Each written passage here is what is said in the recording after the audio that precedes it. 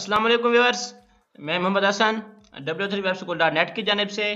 और मैं आपको jQuery की इस क्लास में फ़िल्टरिंग के बारे में करवाता हूँ कि फ़िल्टरिंग क्या है ट्रैवर्सिंग में। इसमें ये जो मैंने लिखे हैं जो 5 मेथड्स ये मेजर हैं, फर्स्ट, लास्ट, EQ, फ़िल्टर और नॉट। इसके अलावा दो और भी मैं आपको कराऊँगा, एक है हैज़ का और एक है इज़ का। तो ये सारे मिलते जुलते हैं, इनकी फंक्शनिंग आलमोस्ट सेम है, सिर्फ सिलेक्टर पे ही डिपेंड होता है कि आप सिलेक्टर को किस तरह वहाँ पे ले रहे हैं और क्या फाइंड करना चाहते हैं। जो फर्स्ट है ये क्या करेगा, the first method return the first element of the selected elements. कि ये जो हम सिलेक्ट करेंगे एलिमेंट वो उसके सिर्फ फर्स्ट हमें एलिमेंट ही रिटर्न करवाएगा। इस तरह लास्ट में क्या होगा, लास्ट एलिमेंट रिटर्न होगा। और जो EQ क्या होगा, इसमें हम ये कहते हैं कि इस मेथड में हम अपनी मर्जी से इंडेक्स वहाँ पे बता देते हैं कि इंडेक्स कौन सा हो। इंडेक्स हम डिजिट्स में देते होते हैं, जैसे कि अरे में इंडेक्स होता है, सेम वही चीज़ है यहाँ पे भी, लेकिन ये है कि यहाँ पे 0 से स्टार्ट नहीं होता, 1 से स्टार्ट होता है यहाँ से। तो इसलिए हमने यहाँ पे इसको इंडेक्सिंग करनी है कि EQ में आप जो वैल्यू देंगे वही हमें वो रिटर्न करवाएगा।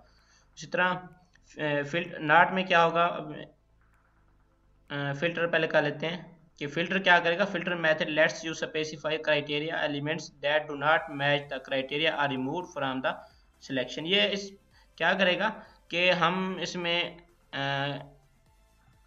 पहले बता देंगे कि कौन सा एलिमेंट हो, स्टार्टिंग कहाँ से हो, और फिर हम बता देंगे उसके अंदर कि फिल्टर करेंगे कैसे। अगर मैं सेलेक्टर में ले रहा हूँ UL और उसके अंदर मैं आपको इसको ये बताऊंगा कि जो L है जिसकी क्लास न्यू है वो रिटर्न कर, मतलब ये क्या करेगा, जो हम क्लास देंगे फिल्टर के अंदर वो हमें रिटर्न करवाएगा। लेकिन जो पहले हम फंक्शन लेंगे शुरू से, जो क्योंकि जो हम सिलेक्टर जहाँ पे लेते हैं वहाँ पे हम जो लेंगे वो हम वही मेन एलिमेंट ही लेंगे जिसके अंदर हम फिल्टर करवाना चाहते हैं। तो ये में हम प्रैक्टिकल करते हैं तो वहाँ पे आपको समझ आ जाएगी इस चीज़ की। और नॉट में क्या होगा, जैसा कि नेम से ही ज़ाहिर है, जो हम वहाँ पे लिखेंगे अगर वो वहाँ पे मैच हो रहे होंगे तो वो रिटर्न हो जाएंगे सारे के सारे। अगर जो मैच नहीं करेगा उसको वो रिटर्न नहीं करवाएगा। The not method returns all elements that do not match the criteria. तो इसी तरह अब इज हैज़ वो भी सेम ही है, वो हम उसको प्रैक्टिकल करके देख लेंगे। तो अब ये मेरे पास लास्ट टाइम जो हम कर रहे थे यहाँ पे हम ये कर रहे थे, तो अब मैं क्या करता हूँ, सिंपली मैं यहाँ से लेता हूँ सबसे पहले फर्स्ट, मैं यहाँ पे लेता हूँ कि फर्स्ट, और यहाँ इसके अंदर मैं कुछ नहीं लूँगा क्योंकि ये मेथड फर्स्ट नेम से ही कि सिर्फ फर्स्ट ही हो, किसका फर्स्ट हो। मैं लिखता हूँ UL का जो फर्स्ट। अब ये बात हो रही है सिबलिंग की, हमारा जो मेन टॉपिक चल रहा है सिबलिंग का चल रहा है, तो इसलिए हम यहाँ पे कंफ्यूज नहीं होना कि फर्स्ट क्या चीज़ है। जब UL का जो फर्स्ट सिबलिंग होगा वही यहाँ पे शो हो जाएगा। तो मैं ब्राउज़र को रिफ्रेश करता हूँ, देखें जो मेरा फर्स्ट L है उसको ये सॉरी ये मैं आपको ये इस तरह कर रहा है कि जो ये इस तरह करेगा, चेक करेगा कि UL जो है इसके सिबलिंग्स हैं, अगर हैं तो उसको रिटर्न करवा देगा। UL वो उसको रिटर्न करवा रहा है कि जो फर्स्ट पे है, UL हमारा फर्स्ट पे है। अगर क्योंकि मैंने एक ही UL बनाया तो इसलिए वो एक ही को वो करवा रहा है। अगर इसके सिबलिंग ना होते तो इसको भी ना करवाता, क्योंकि सिबलिंग है इसलिए वो फर्स्ट को ही ये वहाँ पे हमें शो करवा रहा है। तो इसी तरह अगर मैं LI लिखूँ इस यहाँ पे LI, सॉरी मैंने लिखना है LI और मैंने नीचे लिखा है फर्स्ट। तो आप देखें ये क्या कर रहा है, अब ये इस क्योंकि सारे सिबलिंग हैं यहाँ पे देखें, अगर आप ये LI सिबलिंग आपस में सारे सिबलिंग है, तो उसमें से जो फर्स्ट है वो उसी को ये यहाँ पे ले रहा है। अगर मैं यहाँ पे लिखता हूँ लास्ट, तो इससे क्या होगा, ये लास्ट से उठाएगा और नहीं देखें इसने लास्ट वाले को यहाँ पे हाईलाइट कर दिया है। और अगर मैं देखूं इसके बाद जो है हमारा, मैं यहाँ पे वैल्यू देता हूँ EQ। इसमें मैं क्या करता हूँ कि यहाँ पे मैं इसकी इंडेक्सिंग कर देता हूँ कि जो थर्ड पे है वो यहाँ पे शो हो जाए, थर्ड पे जो है वो शो हो जाए। तो अब देखें ये हमें जो थर्ड वैल्यू होगी वो वहाँ पे शो करवा देगा, ये देखें जो थर्ड पे। और एक बात, मैंने यहाँ पे 5 लिए हैं, 1 2 3 4 5। तो इंडेक्सिंग जो हम करवाएंगे वो हम जैसे अरे में करते हैं वैसे ही हम करवाते होते हैं। तो जैसा कि जीरो इंडेक्सिंग हमेशा जीरो से स्टार्ट होती है, मैं शायद आपको गलत बता गया हूँ। तो इंडेक्सिंग जो है वो हमेशा जीरो से स्टार्ट होती है। अब जो जीरो होगा वो वन, सेकेंड वन, और थर्ड पे जो होगा इसकी वैल्यू टू होगी इंडेक्सिंग के लिहाज से। तो इसी तरह हम जो इंडेक्सिंग करवाना चाहते हैं वो आपने वैल्यू देनी है डिजिट्स में इंडेक्सिंग के थ्रू, जीरो से लेके ऑनवर्ड जितना आप वहाँ पे शो करवाना चाहते हैं। और इसी तरह अगर और बात करें फिल्टर, फिल्टर मैं ले लेता हूँ यहाँ पे फिल्टर, यहाँ पे मैं लेता हूँ यूएल के यूएल टैग को उठाए, उसके बाद उसको फिल्टर करे। क्या क्या फिल्टर करे कि जो एल आई है जिसकी क्लास न्यू हो सिर्फ उसी को रिटर्न करे, बाकी को छोड़ दे, जैसा कि हमने डिस्क्रिप्शन में भी देखा है इसकी। तो अब मैं इसको रिफ्रेश करता हूँ तो ये देखें इसमें कोई new class L I knew, इसमें फिल्टर में मिस्टेक कुछ हमारी होगी है। वैसे कोड तो हमारा ठीक है, मैं देखता हूँ क्या है इसको। कोड मेरा तो ठीक है।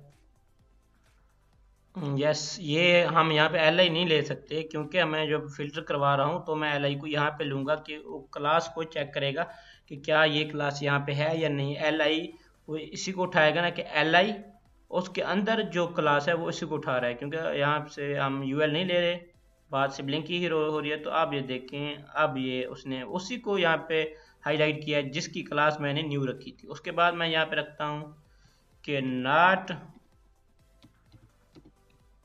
अब देखें क्या शो होता है। देखें जिसके जो जिसकी क्लास ये होगी उसको तो ये नहीं शो करवाएगा, बाकी जितने भी होंगे वो उसको शो करवा देगा। जैसा कि नेम से ही ज़ाहिर है, नॉट ऑपरेटर हम पढ़ भी चुके हैं जावास्क्रिप्ट के अंदर। तो ये भी वही चीज़ है कि नॉट, उसके बाद जो इसकी क्लास है उसको ये इग्नोर कर देगा, बाकी जितने भी होंगे इस क्लास के बगैर वो उनको वो शो करवा रहा है। तो अब मैं बात करता हूँ हैज़ की, जो कि मैंने यहाँ पे तो नहीं लिखा, वैसे मैं अब करवा देता हूँ। जो मोस्टली यूज़ होने वाले थे मैंने वही यहाँ पे लिखे थे। अब मैं यहाँ पे लिखता हूँ कि has L I has new. अब ये क्या करेगा कि जिसकी क्लास न्यू है वो उसी को शो करवाएगा। आई थिंक सिंटैक्स में ही मसला है, मैं देखता हूँ क्या मसला है इसमें। हैज़ में हम पूरा टैग ही लेते होते हैं, ये मैं क्लास में नहीं लेता। यू एल मैं पे लेता हूँ कि जो अगर जो मेरा यू एल है वो एल आई उसके अंदर जितने भी हैं वो मैं शो करवा दे, ये होता है इसका। मैं रिफ़्रेश करता हूँ, ये देखें ये यहाँ पे इस तरह शो करवा रहा है कि जो मेरा यू एल है अगर तो उसके एल आई हैं तो वो शो करवाएगा। अगर एक मैं और यहाँ पे अगर करूँ कि मैं यहाँ पे एक और यू एल ले लूँ, यहाँ पे ये देखें यू एल,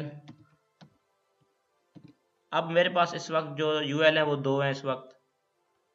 ये देखें एक ये भी यू एल बन चुका है, एक ये भी मेरा यू एल है, लेकिन इसके अंदर एल आई नहीं है। तो मैंने यहाँ पे इसको रिस्ट्रिक्शन ये लगाई थी कि यू एल अगर उसके एल आई हैं, यू एल वो अगर रखता है कि एल आई, अगर उसके अंदर एल आई हैं तो वो शो करवाएगा यू एल, बाकी छोड़ देगा। देखें इसके अंदर कोई भी एल आई नहीं था तो इसीलिए उसने इसको नहीं शो करवाया। अगर मैं इसमें एक भी एल आई बना लेता हूँ तो फिर अगर आप देखें तो अब ये उसको भी हाईलाइट कर देगा। ये देखें अब इसको भी हाईलाइट कर रहा है, ये सिर्फ हैज़ के फंक्शन के थ्रू ही। तो अब हम बात करते हैं एक जो मेरा इसका फंक्शन है, मैं थोड़े बैक जाता हूँ, तो हमने इतनी काफ़ी। और इसका फंक्शन थ्रू मैं सिर्फ इतना लेता हूँ, इसको मैं अभी रिमूव करता हूँ यहाँ से मैं, और एक बटन भी बनाता हूँ। ये कोड मेरे जो सारे रिमूव करना पड़ेगा, इसको मैं रहने देता हूँ जो ऊपर क्लास है। मैं इस बॉडी को यहाँ से रिमूव कर लेता हूँ, और इसी तरह इस डिव को भी मैं रिमूव कर लेता हूँ। स्टाइल को मैं इसे रिमूव कर रहा हूँ।